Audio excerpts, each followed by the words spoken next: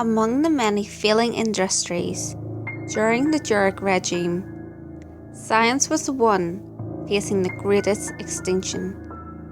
The Jurics, who weaponized every aspect of sciences, were determined to erase all remaining vestige of study that was of no worth to them. This meant that psychology, unless in the form of mental damage to the enemy, biology, unless abused as biological warfare, geology and astronomy were discarded, shut down, and brought to their ends.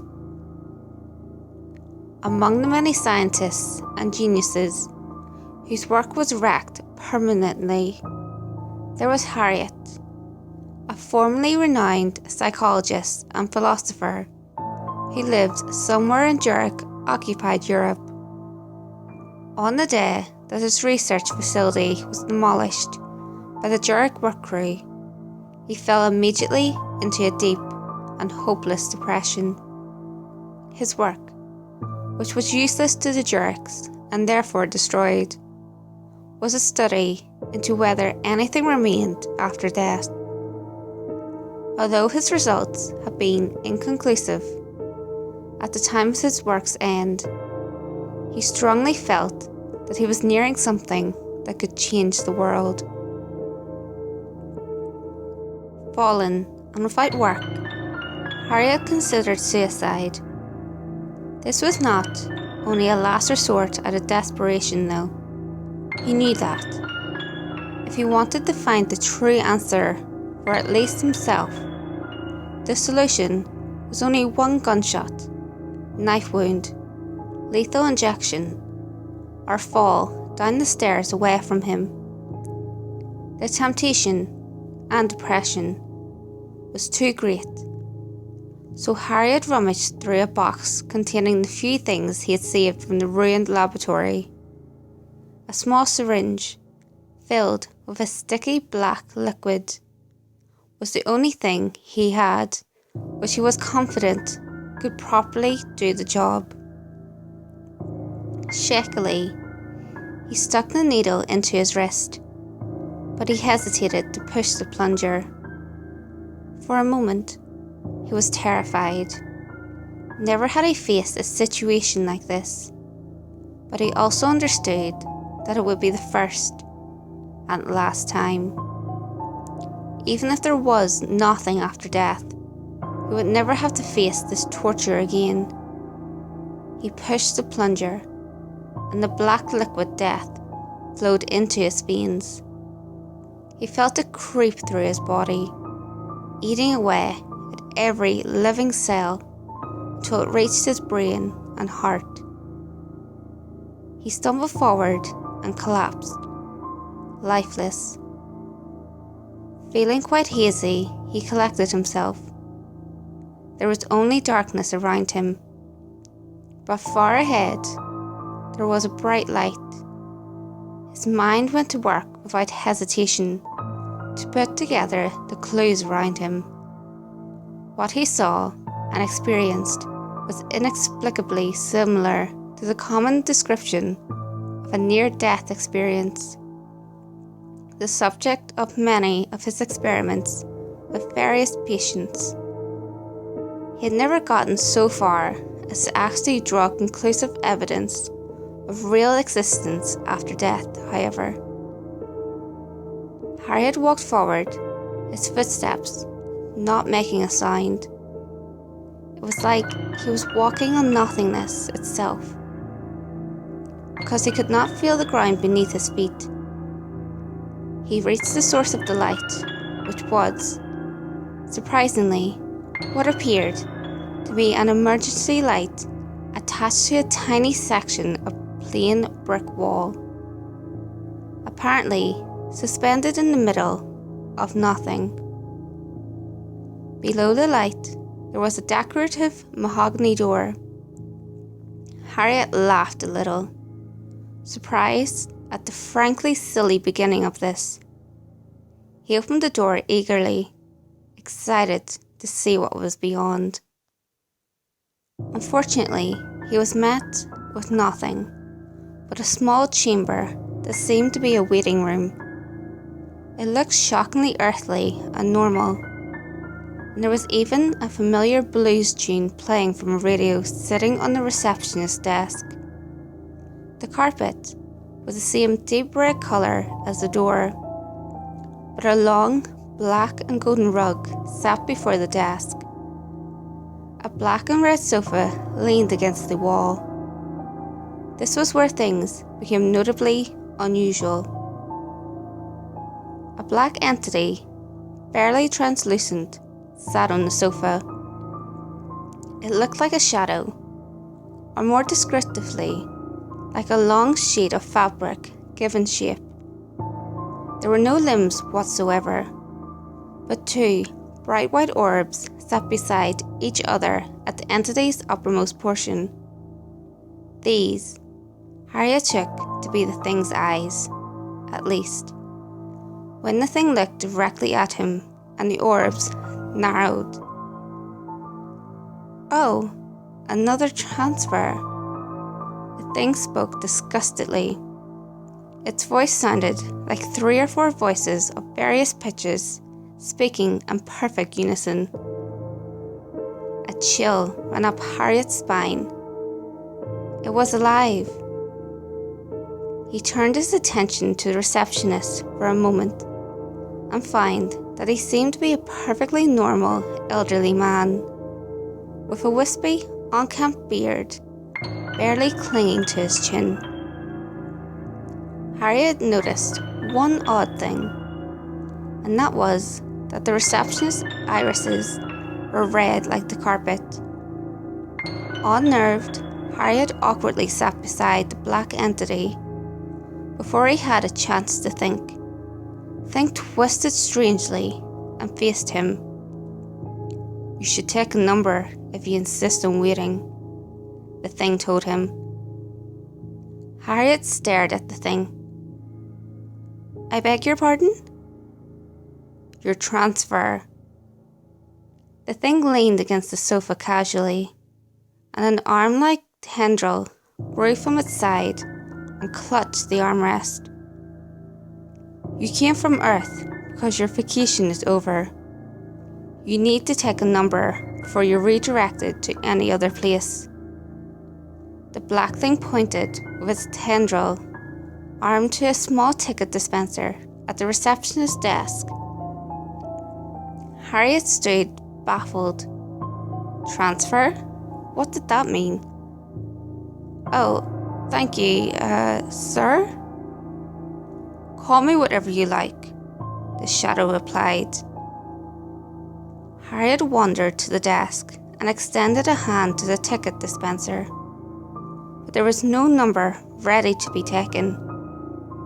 He was about to withdraw, but without warning, something long and pink slid out from the dispenser and wrapped around his arm. Disturbingly, it was a long, wet tongue.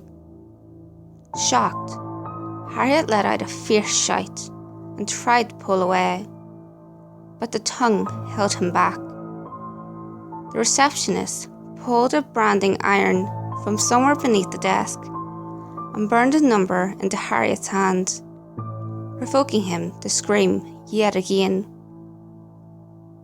When the number was in place, the tongue retreated. Harriet tumbled away and fell against the couch and stared in utter horror at his hand.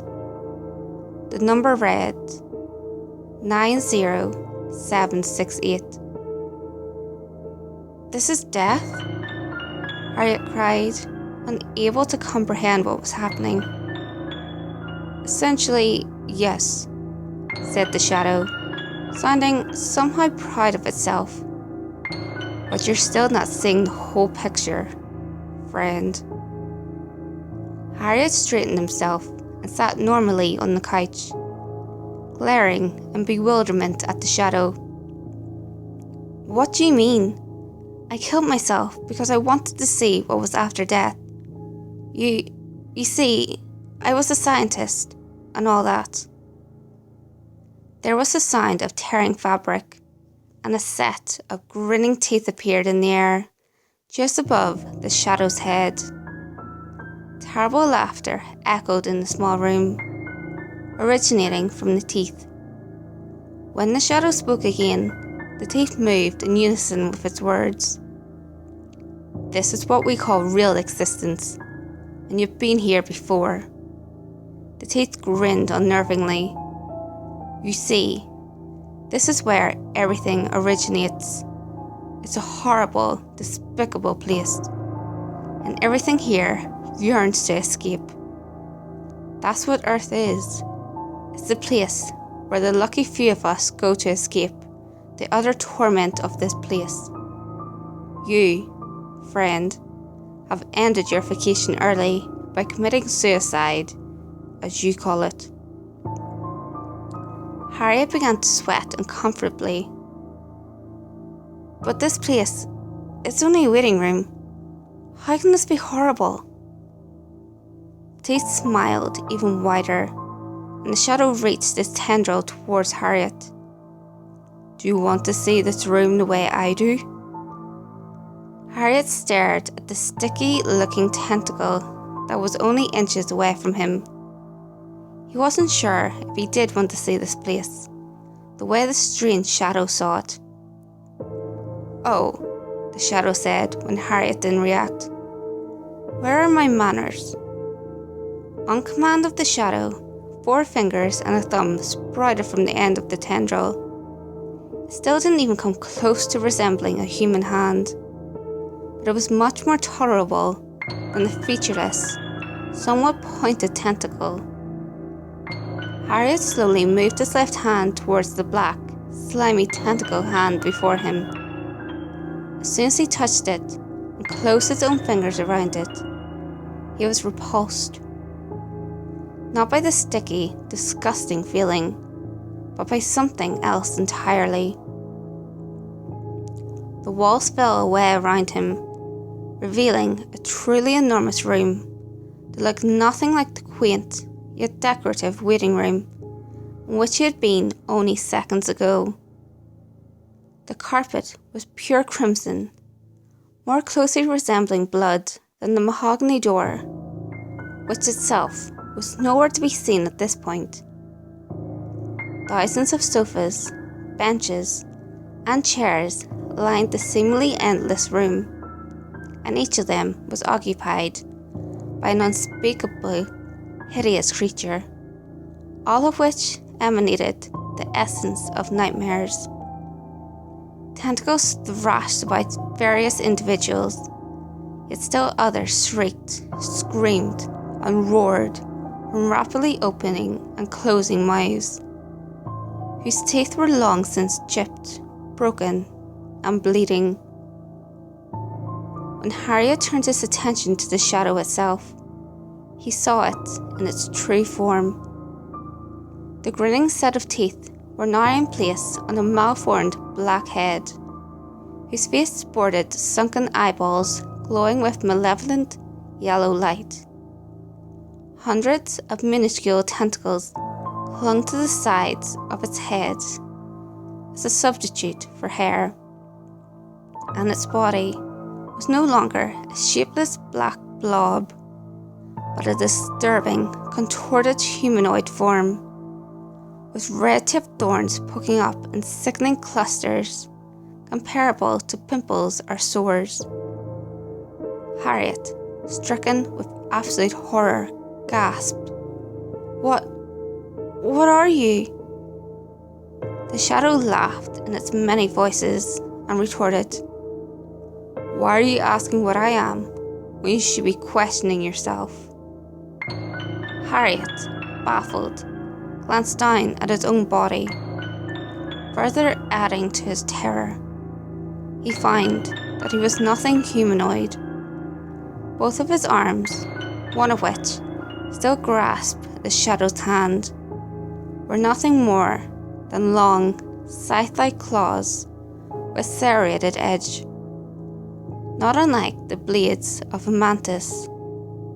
Additionally, his body was multi-legged, and long hairs hung in messy clumps from the sides of his body, floating in the air and quivering and pulsing all on their own.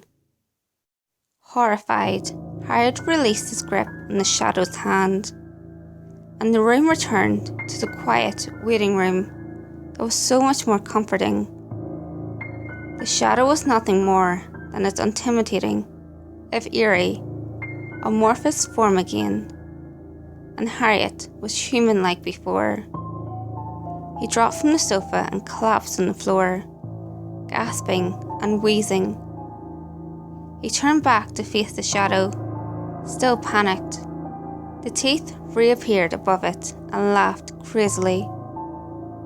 "I hope you're not too eager to return to Earth," the shadow cackled, "because you're not going back for a long time."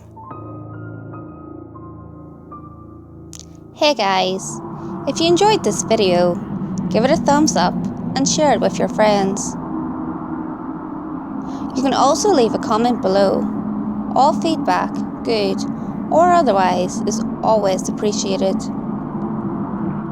If you have any creepy stories of your own, or have any topics that you would like me to cover, feel free to send them in via any of my social media.